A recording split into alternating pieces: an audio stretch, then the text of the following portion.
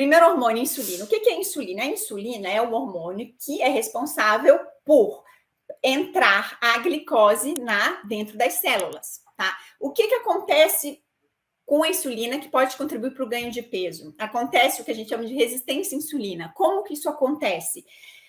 Quanto mais doce a gente come, quanto mais pão, carboidrato simples, né, farinha branca, macarrão branco, quanto mais doces e carboidratos simples a gente consome, mais insulina o nosso corpo vai produzindo, até que chega uma hora que acontece o seguinte: o que acontece? Acontece que o nosso corpo começa a ter problemas nessa produção da insulina. Como assim problemas? A insulina, o nosso corpo não consegue, na verdade, não é nem problemas na produção, o nosso corpo não consegue, na verdade, mais utilizar essa insulina, né? Os receptores para insulina na célula começam a não funcionar direito. É aquela história, assim, né? Um exemplo prático para a gente entender. Quando a gente faz uma coisa só, a gente consegue fazer bem feita.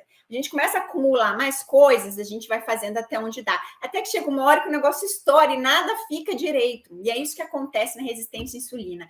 E o grande problema disso é que a resistência à insulina, quando acontece isso, a gente começa a ter muita produção de insulina. Por quê? Resistência à insulina quer dizer o quê? Que a glicose não está entrando na célula, a insulina não está funcionando direito. Então, a energia não está chegando na célula. Então, o que acontece? Acontece que o corpo entende, não está entrando energia na célula, então eu tenho que produzir mais insulina. E produz, mesmo essa insulina que não consegue fazer o efeito desejado. E aí, o que acontece com esse boom de insulina? A insulina, além de fazer com que entre glicose nas células, ela é um hormônio que a gente chama de anabólico. Ela contribui para a síntese proteica, por exemplo, de massa muscular, mas também contribui para a síntese de tecido adiposo, de gordura. Então, quando a pessoa está com esse desequilíbrio na insulina, ou seja, a pessoa pode estar com problema para emagrecer porque ela está com uma alteração hormonal. Sim, é isso.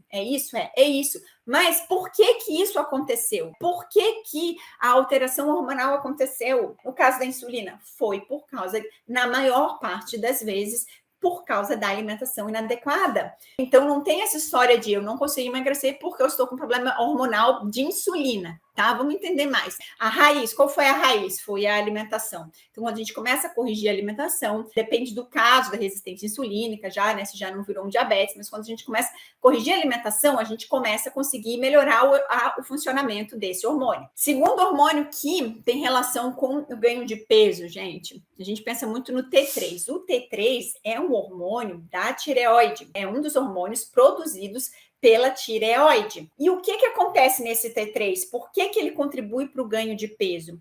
Acontece que quando a gente está com uma produção de T3 prejudicada, a gente tem todo o nosso metabolismo prejudicado, contribui para a queda de cabelo, todo o metabolismo contribui, inclusive, para a gente ter dificuldade para emagrecer.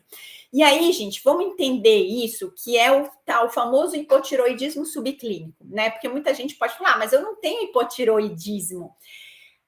Quando a gente tem o diagnóstico de hipotiroidismo, ele é um diagnóstico que é feito a partir quando a gente começa a olhar que o exame de TSH, por exemplo, está lá já beirando os 5, o diagnóstico de hipotiroidismo. Só que existe o hipotiroidismo subclínico. O que é isso? É que mesmo o exame não estando dentro daqueles parâmetros que seria considerado como hipotiroidismo, o exame já está começando a ficar alterado, né? Já tem um pouquinho de alteração, só que a pessoa já tem o quadro clínico do hipotiroidismo. Já começa a ter, por exemplo, unhas fracas, já começa a sentir muito frio, já começa ou ter queda de cabelo, ou ficar com metabolismo lento, com dificuldade para emagrecer. E aí, gente, o que acontece? A gente tem que entender que a clínica é soberana, tem essa frase. Isso quer dizer que, mesmo se o teu exame não está com diagnóstico de hipotiroidismo, se você tem todos os sinais e sintomas, isso quer dizer que você já pode estar, né, com esse hipotiroidismo subclínico que a gente chama. E aí, bagunça o metabolismo. E aí, contribui muito para o ganho de peso, gente. Fica muito difícil de emagrecer. E qual é a causa disso? Tem questão genética? Tem, mas na maior parte das vezes, a causa é estilo de vida, gente. A gente pensa na alimentação inadequada, numa alimentação com deficiência nutricional, porque a gente precisa de muitos hormônios para produzir, de muitos nutrientes para produzir esses hormônios da tireoide. A gente precisa de ferro, a gente precisa de zinco, a gente precisa de cobre, a gente precisa de vitamina D, de proteína. Tá? Então, o que mais que a gente pensa que pode estar ocasionando essa queda desse hormônio da tireoide que está contribuindo para o ganho de peso? O estilo, exposição a toxinas ambientais, né? Então, como, por exemplo, a pessoa limpa a própria casa e usa cloro, né? Usa quiboa, cloro, quiboa tem muita relação com mau funcionamento da tireoide, usa sem se proteger, né? Não usa luva, não usa máscara, fica cheirando aquele cheiro, ou faz natação numa piscina cheia de cloro. Então, gente, a gente vê que essa questão hormonal, desse hormônio especificamente, tem tudo a ver com o estilo de vida, influencia muito a questão da alimentação, e aí tem também essas questões ambientais, tá bom? E tem a genética? Tem, mas como eu falei, é uma baixa influência. Vamos lá, próximo hormônio que tem relação direta com o ganho de peso ou com a dificuldade para emagrecer é o cortisol. Cortisol é o famoso hormônio do estresse, né, gente? Então, quando a gente tem um desequilíbrio na curva de cortisol, por que curva de cortisol? Curva de cortisol é o seguinte, porque o cortisol, ele é um hormônio que a gente precisa ter produção. Quando a gente acorda de manhã, o certo é a gente ter um pico de cortisol, por isso que a gente acorda, uma produção em abundância.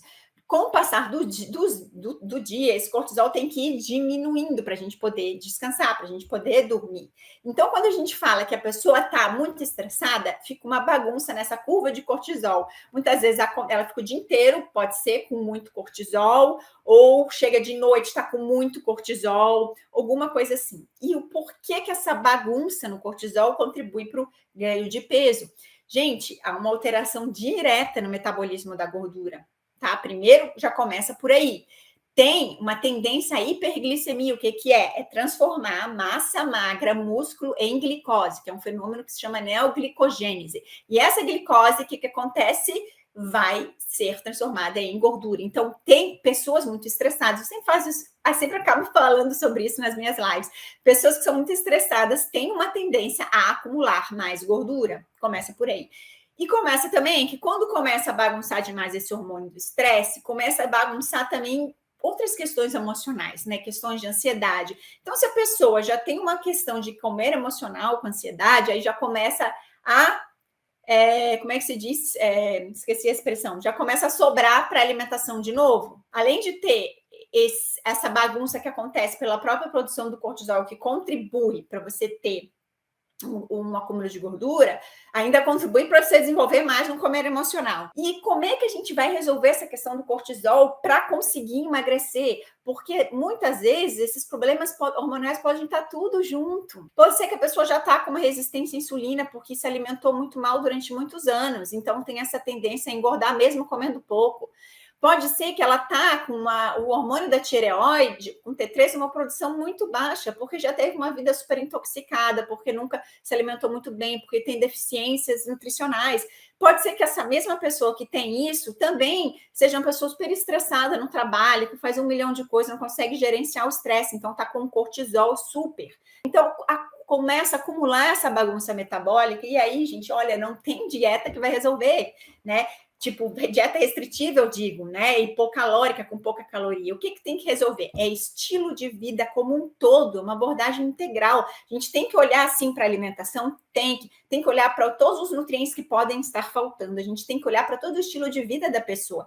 Essa pessoa que está com cortisol muito estressado, ela pode ter que tem uma vida muito estressada, que está com cortisol muito elevado, ela pode ter uma alimentação linda, mas se ela não gerenciar o cortisol, se ela não gerenciar o estresse, ela não vai conseguir emagrecer. Tem a questão do estrogênio, que é esse hormônio que baixa na menopausa. O que acontece? Há um acúmulo de coisas na menopausa que contribui para o ganho de peso. O metabolismo cai? Um pouco, tá? Mas o que contribui mesmo é essa questão do estrogênio, a queda do estrogênio, é a questão da quantidade de toxinas já acumulada no corpo da pessoa, do estilo de vida de anos fazendo coisa errada, aí começa a bagunçar outros hormônios também.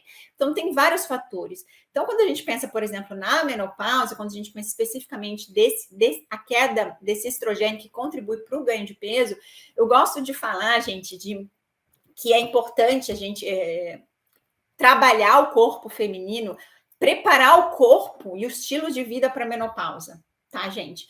Porque assim, olha, se você chutou o pau da barraca a tua vida inteira, a conta vai chegar. E se ela não chegou antes da menopausa, ela vai chegar na menopausa.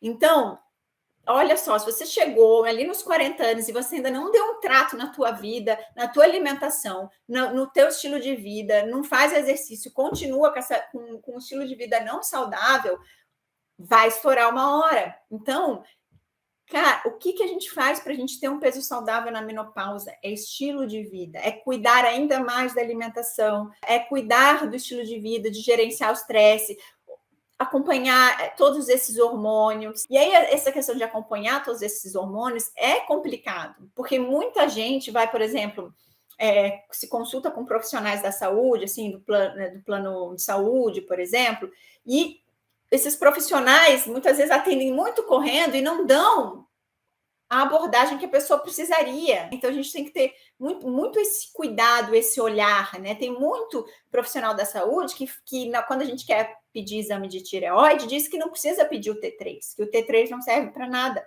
E o T3 serve para muito. O T3 é muito importante. Então, a gente tem que... por isso que eu sempre falo, tenha uma nutricionista funcional te acompanhando, tá?